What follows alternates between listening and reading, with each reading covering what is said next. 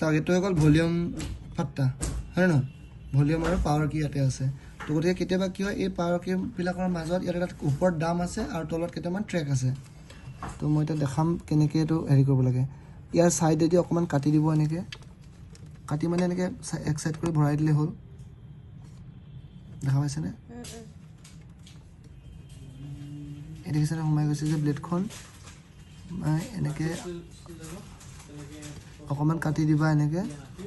কাটি পিনে এইটো উঠাই দিবা ওপৰলৈ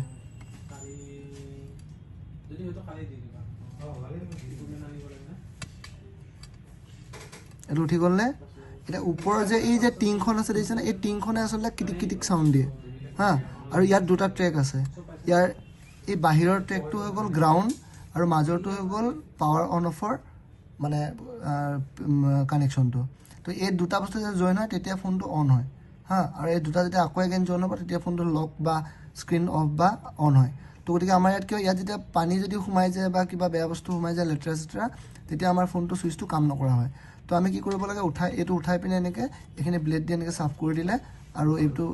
মাছটো এনেকৈ চাফ কৰি দিলে এইটো নতুন হয় এতিয়া সেইকাৰণে লেতেৰা নাই তো এইকেইটা বস্তু ক্লিন হৈ যায় তো আকৌ আমি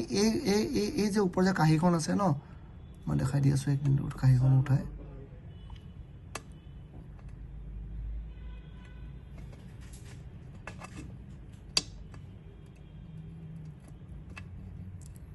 এই যে কাঁহীখন আছে এইখনে কিটিক কিটিক হয় দেখিছানে কিটিক কিটিক হৈ আছে তো এইখন আমি কি কৰিব লাগিব